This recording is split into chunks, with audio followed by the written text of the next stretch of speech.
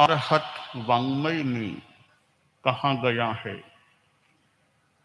तेणे जहां संधि मुहे गही ए, सकम्मुणा किच्चई पावकारी, एवं पया पिच्च इहं च लोए, कदान कम्माण न मुख अथि। शास्त्रकार ने एक सिद्धांत बताया है, कदान कम्माण न मुख अथि। अपने किए हुए कर्म होते हैं, उन्हें भोगे बिना, काटे बिना मोक्ष नहीं मिल सकता। प्रसिद्ध सूक्त सा है, जैसी करनी वैसी भरनी, as you sow shall you reap. जैसा करना वैसा भरना, जैसा बोना वैसा काटना पाना। तो यह कर्मवाद का सिद्धांत है कि प्राणी जैसा कर्म करता है उसका फल उसे भोगना होता है। एक उदाहरण भी शास्त्रकार ने इस श्लोक में दिया है कि कैसे कर्म का फल भोगना होता है। एक गांव में एक चोर था, सेंध मार चोर। सेंध मार कर चोरी करने वाला। एक रात को वह चोरी करने के लिए निकला। पहले से योजना बनाई हुई थी, प्री प्लान्ड कार्य था। एक बड़ी हवेली थी, उसमें उसने कुछ वो स्थान बनाया, सेंध बनाई, बड़ा छिद्र सा बनाया और उसके द्वारा उसको हवेली के अंदर प्रवेश करना था। कुशल आदमी था, अपने कार्य में कुशल था। तो चोर को अंदर घुसना था। चोरी करने के लिए अपने दोनों पैर पहले उसके अंदर डाले, ऐसे मैं खिसकता खिसकता अंदर चला जाऊंगा।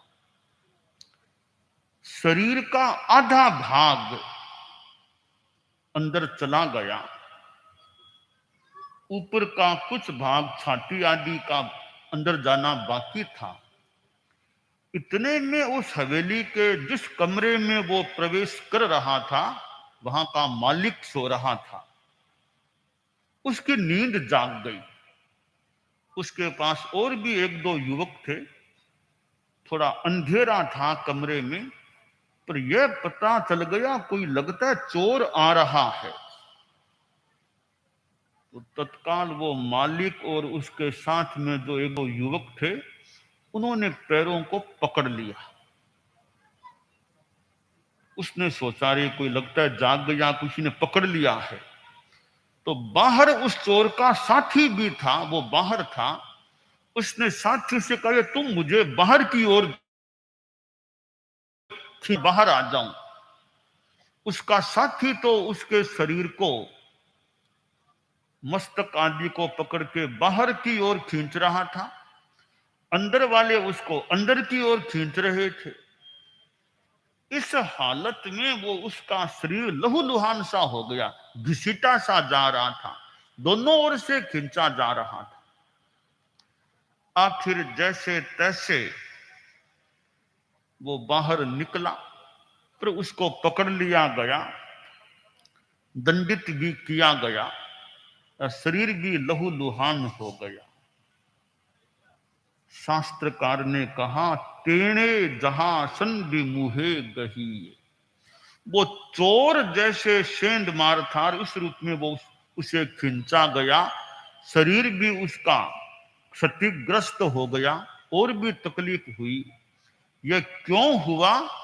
उसने चोरी जैसा कार्य करने का प्रयास किया था, तो खुद ने गलत प्रयास किया और परिणाम भी उसको भोगना पड़ा। यह एक स्थूल उदाहरण हो सकता है। प्राणी जो भी कर्म करता है उसका फल उसे भोगना होता है।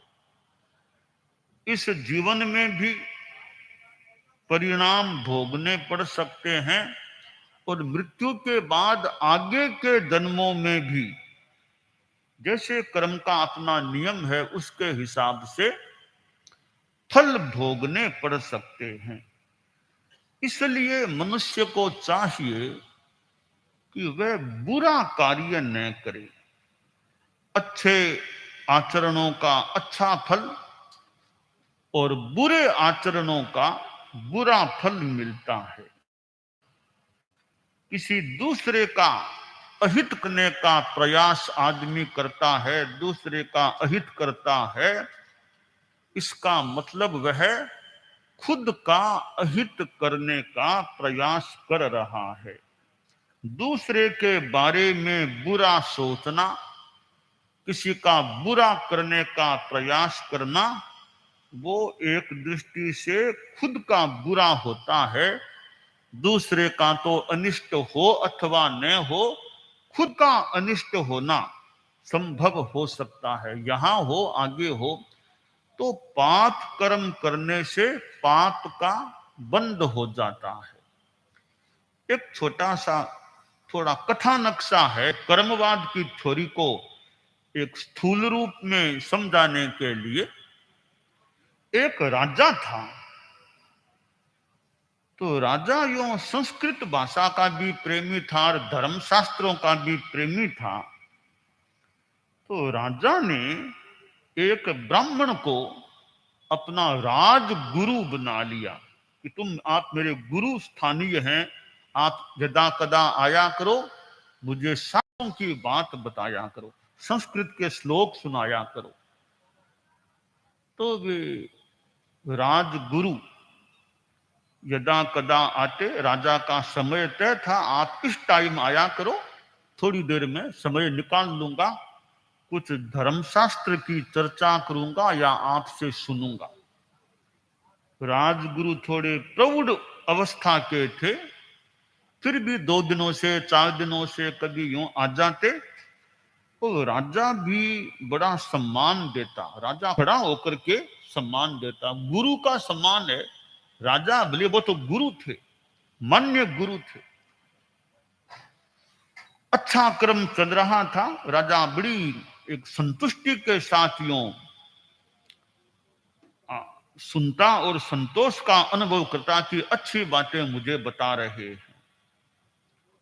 उधर एक युवक था 25-30 वर्ष की उम्र का, वो भी ब्राह्मण था, थोड़ा संस्कृत यूं पढ़ ली थी, श्लोक आदि भी जानता था, भला आदमी था। उसने सोचा रे ये राजा जी के पास जाते हैं, मैं भी थोड़ा संस्कृत का वेत्ता हूं, मैं भी जाऊं, मैं भी कुछ सुनाऊं। तो वो भी एक दिन राजा के पास गया, कुछ संस्कृत में 1-2 श्लोक बोले, उच्चारण भी अच्छा किया, श्लोक भी अच्छे थे। तो राजा को उसके श्लोक अच्छे लगे, राजा खुश हो गया। तो उसने सोचा रे राजा मेरे पर मेहर नजर हैं, और जाऊंगा फिर आऊंगा, राजा मेरे पर खुश हैं। तो वे भी 5-10 दिनों में एक बार कभी आ जाता, राजा को प्रणाम करता, श्लोक बोल देता। गरीब था तो कई बार कहता महाराज कृपा चाहिए, आपकी मेहरबानी चाहिए, कृपा चाहिए, गरीब आदमी हूं, आपकी कृपा मेहरबानी चाहिए। यानी वो कुछ उसकी मांग थी कि मुझे कुछ राजा बख्शीश में दे दें, कुछ पैसा दिला दें तो मेरा घर का काम चलता रहे। तो कई बार वह मांगता था। उधर वे जो राजगुरु पुरोहित जी थे, उन्होंने देखा रे आजकल ये लड़का और जानने लग गया है राजा के पास, राजा जी भी थोड़ा उसको टाइम देते हैं और सुनते हैं, कहीं ऐसा न हो जाए कि मैं बूढ़ा हो रहा हूं तो राजा मुझे तो हटा दे और इसको अपना गुरु बना ले, ऐसा कहीं न हो जाए। तो राजा के मन में इसके प्रति